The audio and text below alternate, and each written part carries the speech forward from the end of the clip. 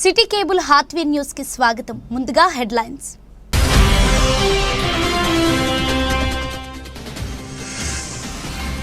తెలంగాణలో దంచికొట్టిన వడగళ్ల వర్షం.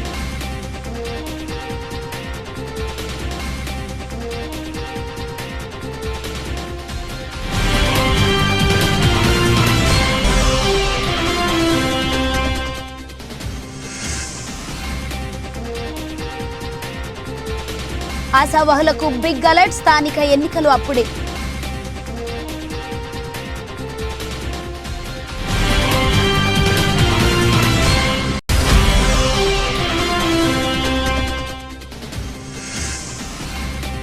టాటా ఏసీ బోల్తా వ్యవసాయ కూలీలకు గాయాలు, ముగ్గురి పరిస్థితి విషమం.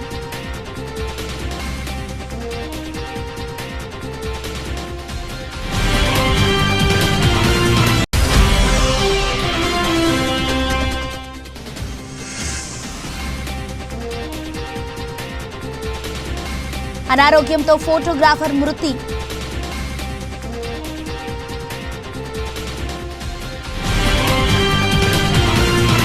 తెలంగాణ జిల్లాలో శుక్రవారం రాత్రి వర్షం దంచికొట్టింది. ఈదురు గాలులతో కూడిన భారీ వర్షం కురిసింది. రైతులకు తీవ్ర నష్టం వాటిల్లింది. మరో 2 రోజులు భారీ వర్షాలు ఉంటాయని వాతావరణ శాఖ చెబుతోంది. రాత్రి భారీ వర్షం కురిసింది. రాత్రంతా ఈదురు గాలులు, భారీ వడగళ్లతో భారీ వర్షం పడింది. తెలంగాణలోని చాలా జిల్లాల్లో అల్లకల్లోల వాతావరణం ఏర్పడింది. హైదరాబాద్లో దాదాపు ప్రళయమే కనిపించిందని చెప్పాలి. చాలా జిల్లాల్లో వరి, మొక్కజొన్న పంటలు తీవ్రంగా నష్టపోయాయి. మామిడికాయలు నేలరాలాయి. కాగజ్ నగర్లో గోడ కూలి ఓ వ్యక్తి మరణించాడు. ఊహించని విధంగా దాదాపు తుఫానులా వర్షం విరుచుకుపడింది. శనివారం, ఆదివారం కూడా ఇదే పరిస్థితి ఉండనుందని చెబుతున్నారు వాతావరణ శాఖ అధికారులు. వర్షాలకు తోడు ఈదురుగాలులు బీభత్సమే సృష్టిస్తున్నాయి. చాలా జిల్లాల్లో పెద్ద చెట్టు కూడా నేలకు రాలాయి. కరెంటు స్తంభాలు కూడా పక్కకొరిగాయి.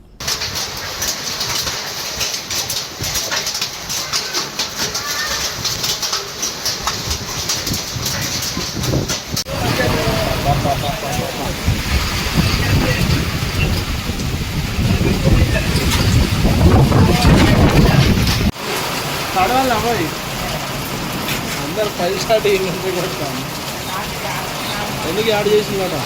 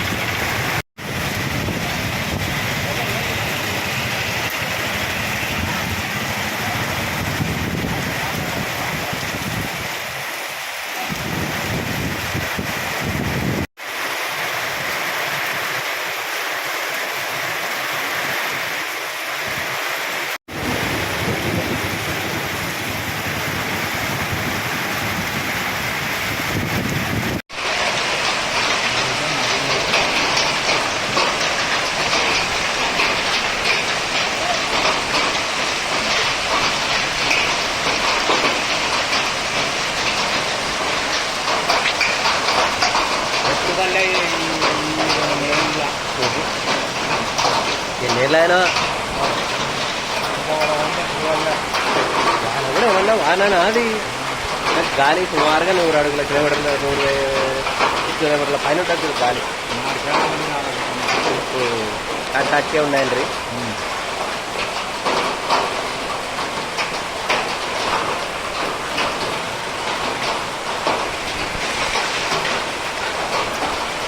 రోడ్డు మీద బాగా రోడ్డు మీద అండి.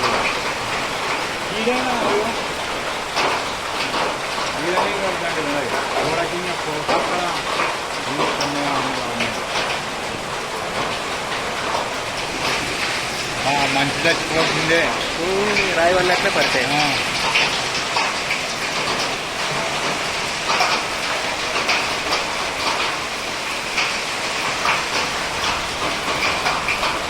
వేసిపోతున్నాయి.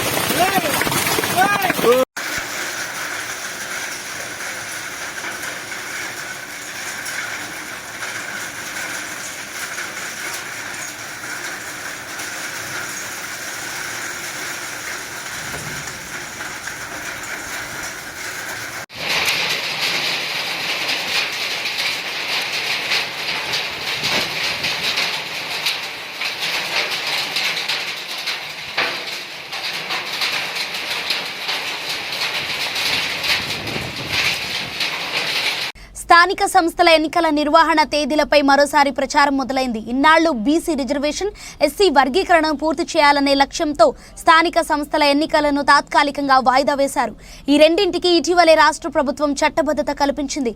అసెంబ్లీలో బీసీ, ఎస్సీ వర్గీకరణ బిల్లులను ప్రవేశపెట్టి ఆమోదించారు. 1-2 రోజుల్లో గవర్నర్ సకం చేశాక గెజిటెడ్ విడుదల కానుంది. రాష్ట్రంలోని అన్ని స్థానిక సంస్థల పాలక వర్గాల గడువు ఇప్పటికే ముగిసింది. దీంతో ఒక్కొక్క దానికి ఎన్నికలు నిర్వహించాలని ప్రభుత్వం పట్టుదలతో ఉంది. రాష్ట్రంలోని ఏ స్థానిక సంస్థలకు పాలక వర్గాలు లేవు. వచ్చే ఏడాది జనవరి, ఫిబ్రవరిలో జీహెచ్ఎంసీకి సైతం ఎన్నికలు నిర్వహించాల్సి ఉంది. ఈ నేపథ్యంలో ఆ సమయం వరకు అన్ని స్థానిక సంస్థలకు ఎన్నికలు నిర్వహించాలని ప్రభుత్వం భావిస్తోంది.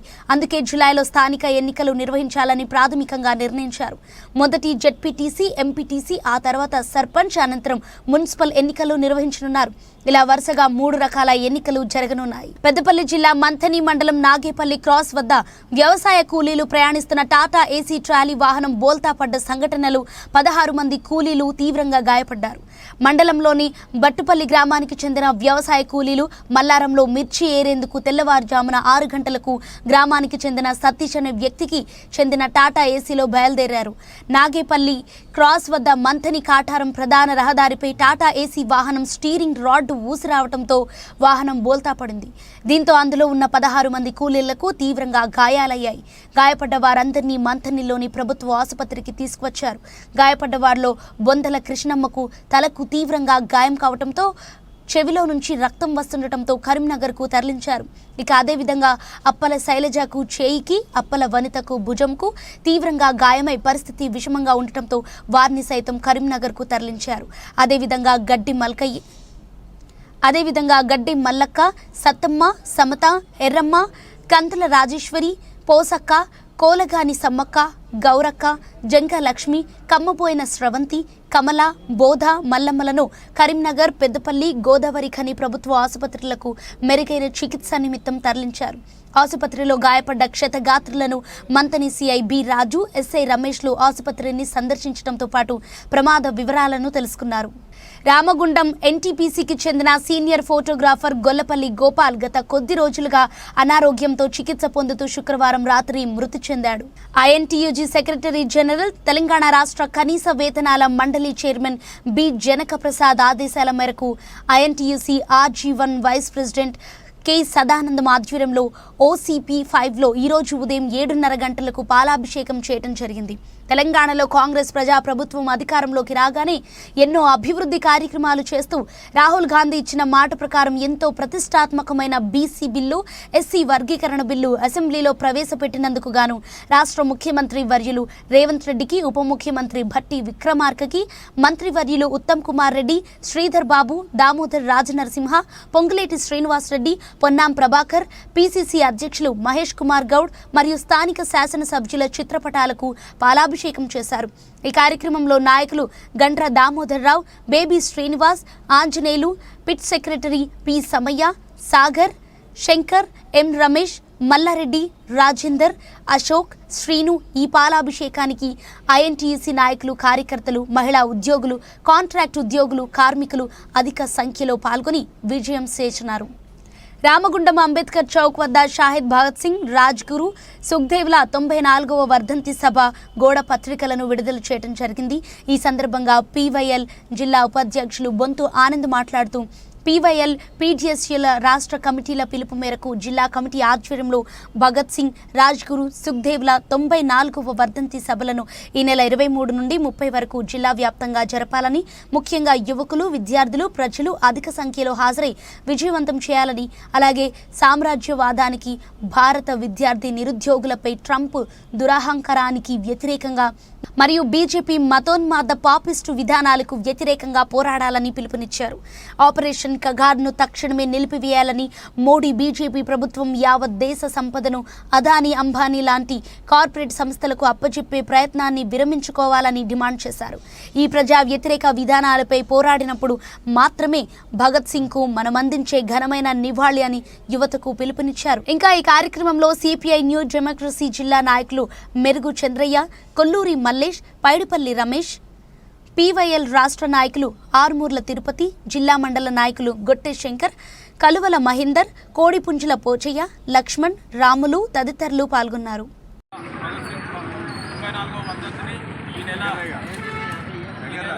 23 నుంచి 30 తారీఖు వరకు రాష్ట్ర కమిటీ పీడిఎస్ పీవీఐలు రాష్ట్ర కమిటీ పిలుపులో భాగంగా ఈరోజు రామగుండం చౌరస్తా మజిటెల్లింగ్లో పోస్టర్ ఆవిష్కరణ చేసుకుంటున్నాం. అలాగే రేపు భగత్ సింగ్ వర్ధంతి 94వ వర్ధంతిని అన్ని గ్రామాల్లో అన్ని డివిజన్లో జిల్లా వ్యాప్తంగా వర్ధంతులు జరపాలని పీవీఐలుగా కోరుకుంటున్నాం.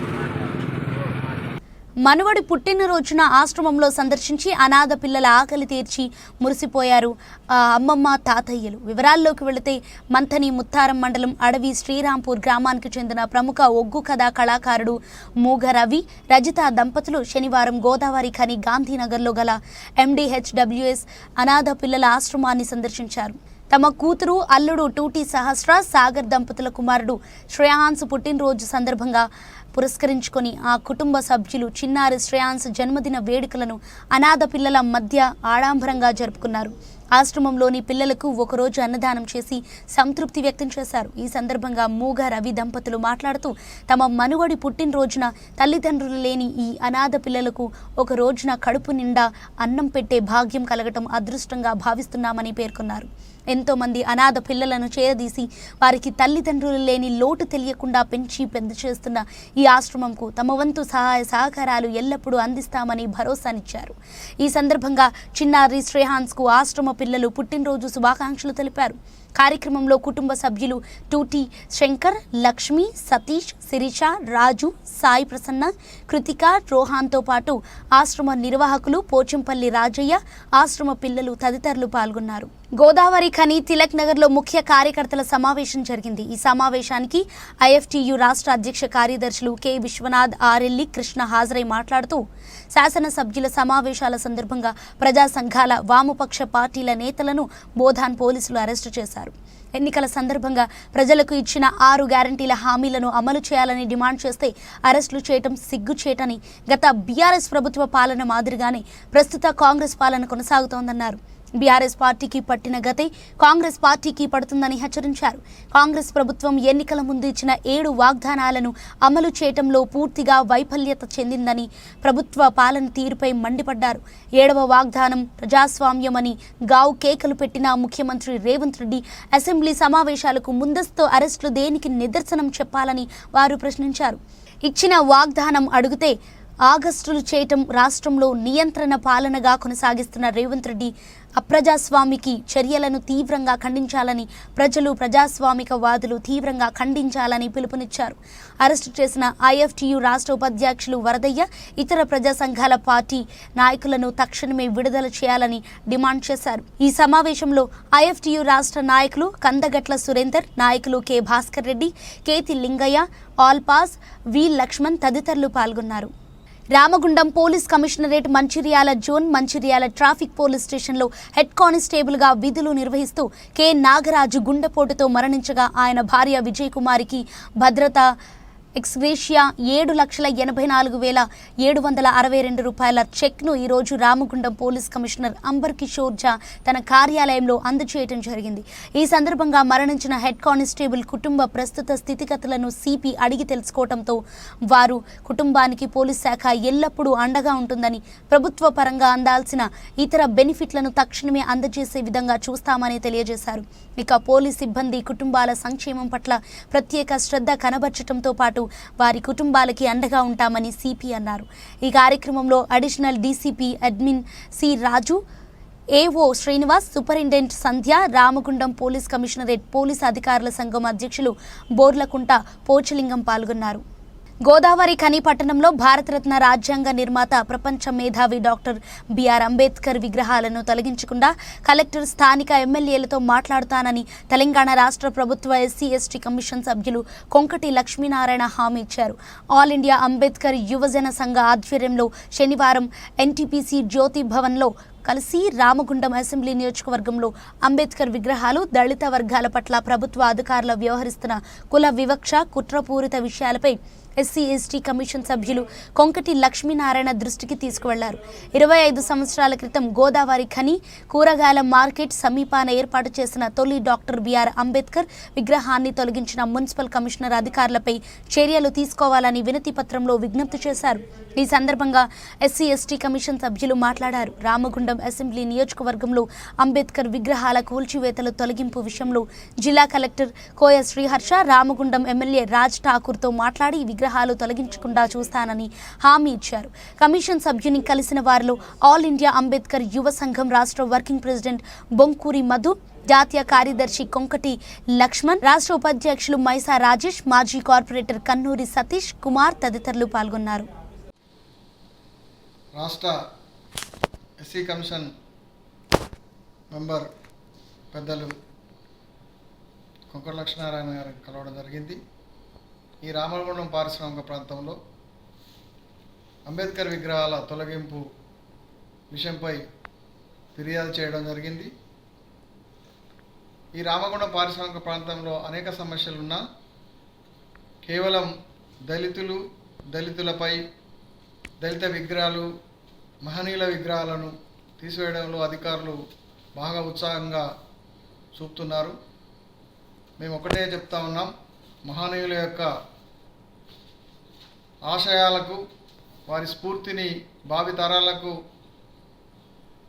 నేర్పాలనే ఉద్దేశంతో ఆల్ ఇండియా అంబేద్కర్ సంఘం ప్రతి కార్యక్రమాన్ని, మహనీయుల యొక్క కార్యక్రమాలను భుజాన వేసుకొని ఈ పారిశ్రామిక ప్రాంతంలో అనేకమైన కార్యక్రమాలు చేయడం జరిగింది. ఇలా ప్రభుత్వాలు ఏవైనా, పాలకులు ఎవరున్నా, ప్రజాప్రతినిధులు ఎవరున్నా వారికి అనుగుణంగా మహనీయుల యొక్క విషయాల్లో చొరవ తీసుకొని వారి ఆశయ సాధనలో ముందుండడానికి ప్రతి వ్యక్తి, ప్రతి ప్రజాప్రతినిధి సహాయ సహకారాలు తీసుకొని ముందుకు వెళ్తూ ఉన్నాం. మరి ఈ మధ్య కాలంలో అధికారులు అంబేద్కర్ విగ్రహాల విషయంలో కానీ, వారి విషయాల్లో కానీ బాగా ఉత్సాహం చూపించి మరి తీసేయడానికి ప్రయత్నాలు చేస్తూ ఉన్నారు. దానికి గాను స్టేట్ ఎస్సీ కమిషన్ మెంబరు, ఈ ప్రాంత వ్యక్తి పెద్దలు కొంకటి లక్ష్మీనారాయణ గారికి మరి దీని మీద పూర్తి అవగాహన ఉంది. వారిని చొరవ తీసుకొని వెంటనే వీటిని మరి మహనీయుల యొక్క విగ్రహాల విషయాలను చూసుకొని కలెక్టర్ గారితో మాట్లాడవలసిందిగా, సంబంధిత అధికారులతో మాట్లాడవలసిందిగా విన్నవించాం. వారు సానుకూలంగా స్పందించి మరి నేను అధికారులతో కానీ కలెక్టర్తో కానీ మాట్లాడి విషయాన్ని చెప్పడం జరిగింది. వారికి ప్రత్యేకంగా ధన్యవాదాలు తెలుపుతా ఉన్నాం ఆల్ ఇండియా అంబేద్కర్ సంఘం తరఫున. ఈ విషయంలో మహనీయుల విషయంలో ఎవరైనా మాతో కలిసి వచ్చి పనిచేస్తే వారితో వెంట ఉండి కలిసి పనిచేయడానికి సంసిద్ధంగా ఉన్నాం. వారి ఆశయాలకు అనుగుణంగా ముందుకు వెళ్తాం. ఏ ప్రభుత్వమైనా దళితులకు సహకారం చేస్తే అభినందనలు తెలుపుతాం, వ్యతిరేకం చేస్తే పోరాటం చేస్తామని ఈ సందర్భంగా మరి చెబుతూ ఈ విషయాల్లో ప్రతి ఒక్కరూ మాకు సహకరించవలసిందిగా ప్రజా సంఘాలను కూడా ఈ రకంగా రిక్వెస్ట్ చేస్తూ ఉన్నాం. అందరికీ జై భీములు, జై అంబేద్కర్, జై భీమ్. తెలంగాణ రాష్ట్ర ప్రభుత్వ ఎస్సీ ఎస్టీ కమిషన్ సభ్యులు గౌరవనీయులు కొంకటి లక్ష్మీనారాయణ గారిని కలవడం జరిగింది. మరి రామగుండము నియోజకవర్గంలో ఒక విచిత్రమైనటువంటి పరిస్థితి నెలకొంది. రామగుండం పారిశ్రామిక ప్రాంతంపై అనేక సమస్యలు ఉన్నప్పటికీ కొంతమంది అధికారులు దళిత వ్యతిరేకులుగా వ్యవహరిస్తూ ఉన్నారు. మరి ఈ మధ్య కాలంలోనే ఎలాంటి ఇంటిమేషన్ లేకుండా కూరగాయల మార్కెట్లో ఉన్నటువంటి 25 సంవత్సరాల కిందట ఏర్పాటు చేసినటువంటి కూరగాయల మార్కెట్లో మొట్టమొదటి విగ్రహాన్ని తొలగించడం జరిగింది. అదేవిధంగా రామగుండం మున్సిపల్ కార్పొరేషన్ ఆఫీస్ ముందు ఉన్నటువంటి అంబేద్కర్ విగ్రహాన్ని కూడా తొలగించడం కోసము కుట్రపూరితంగా వ్యవహరిస్తున్నారు. రామగుండం మసీద్ టర్నింగ్ దగ్గర కూడా ఉన్నటువంటి ఏదైతే అంబేద్కర్ విగ్రహం ఉందో దాన్ని కూడా తొలగించడం కోసము కుట్రపూరితంగా అధికారులు ఈ కుల వివక్షను చూపుతూ దాన్ని కూడా తొలగించడానికి ప్రయత్నం చేస్తూ ఉన్నారు. అంతేకాకుండా మాదిగ ఉపకులాలకు గొప్ప వరంగా భావించేటువంటి ఏదైతే ఈ లింగాపూర్ గ్రామంలో శివార్లో ఉన్నటువంటి లెదర్ ఇండస్ట్రీని కూడా తీసివేయడం కోసం కుట్రపూరితంగా వ్యవహరిస్తున్నారు. దాన్ని తీసేసి చేపల చెరువు చేయడం కోసం కూడా ప్రయత్నం చేస్తున్నారు. ఒక రకంగా దళితుల మీద వివక్ష చూపుతూ ఉన్నారు. ఈ విషయాల మీద ఈరోజు పెద్దలు గౌరవనీయులు మరి ఎస్సీ ఎస్టీ కమిషన్ సభ్యులు కొంకటి లక్ష్మీనారాయణ గారి దృష్టికి తీసుకురావడం జరిగింది. వారు మాకు సానుకూలంగా స్పందించారు.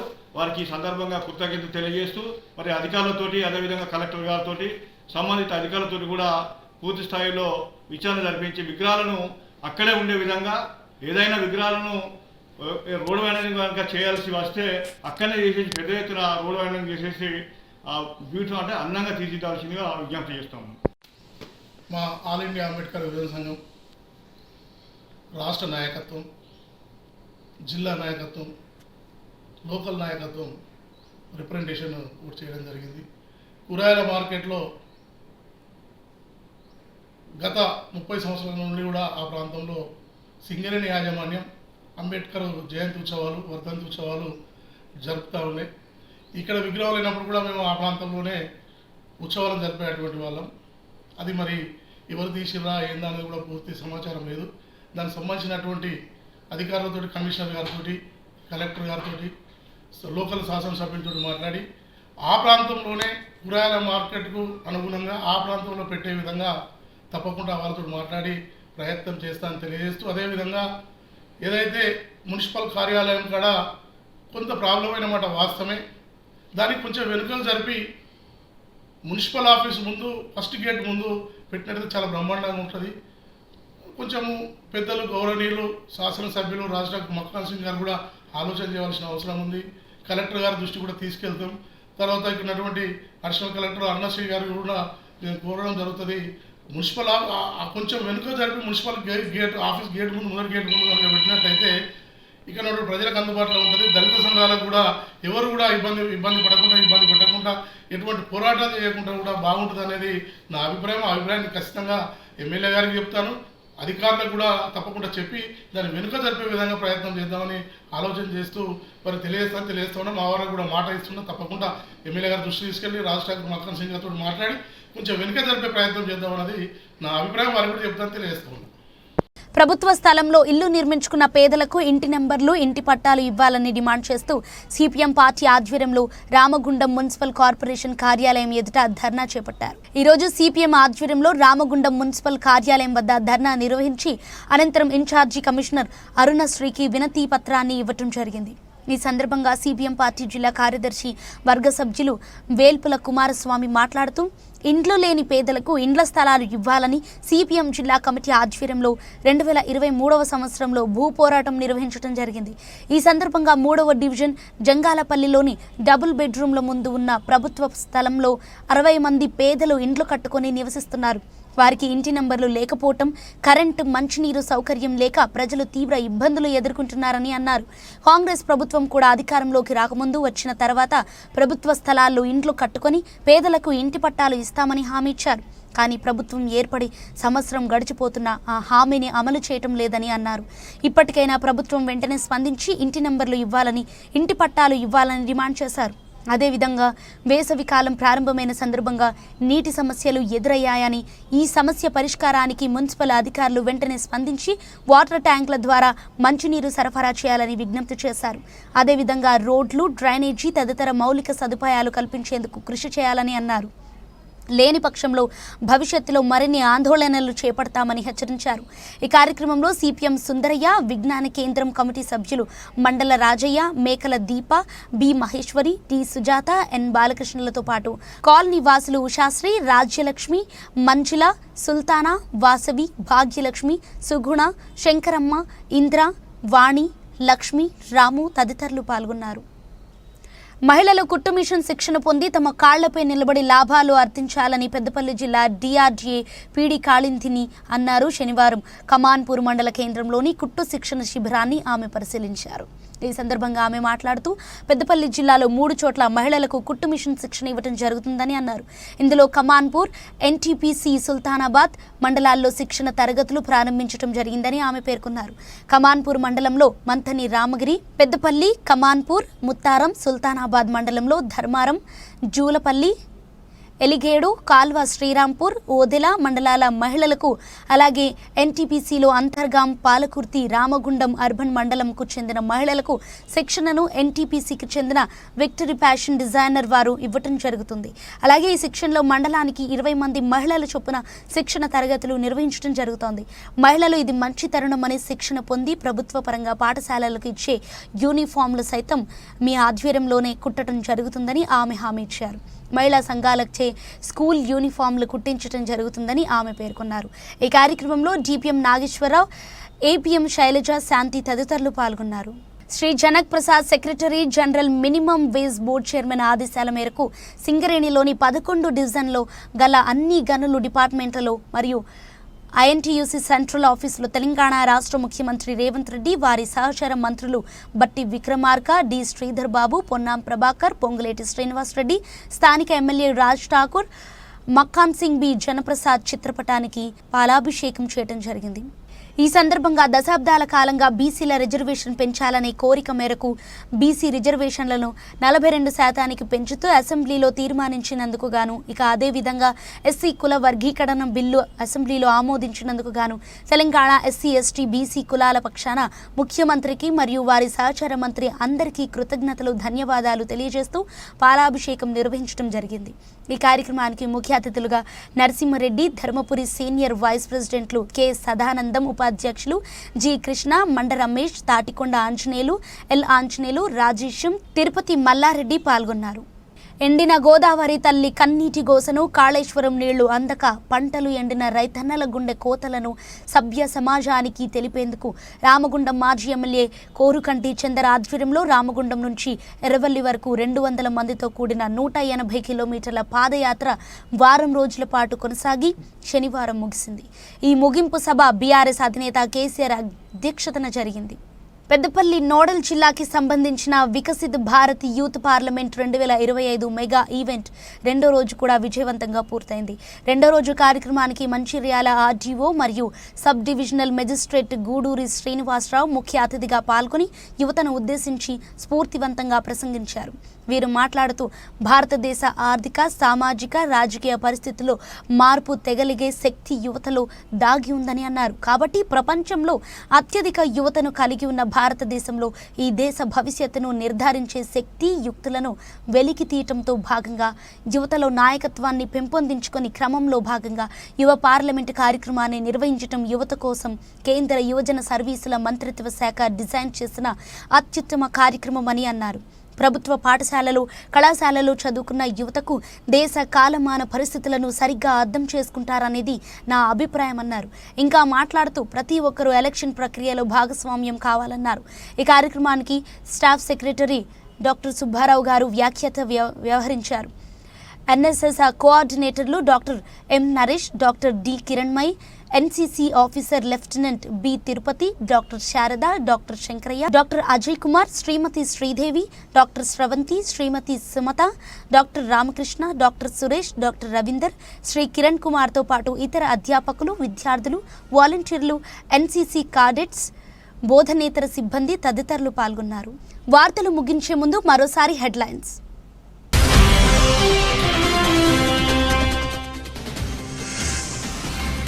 తెలంగాణలో దంచికొట్టిన వడగళ్ల వర్షం.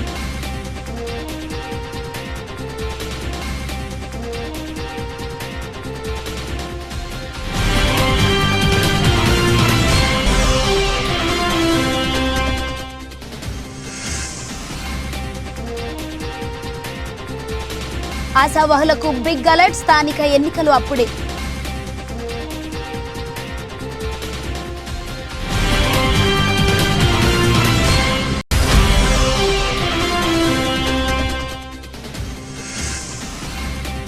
టాటా ఏసీ బోల్తా, వ్యవసాయ కూలీలకు గాయాలు, ముగ్గురి పరిస్థితి విషమం.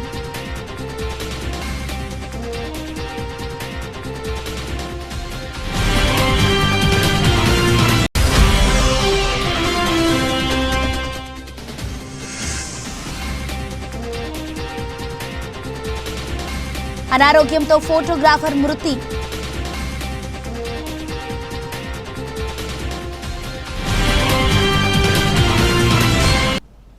వార్తలు సమాప్తం. అంతవరకు సెలవు. నమస్తే.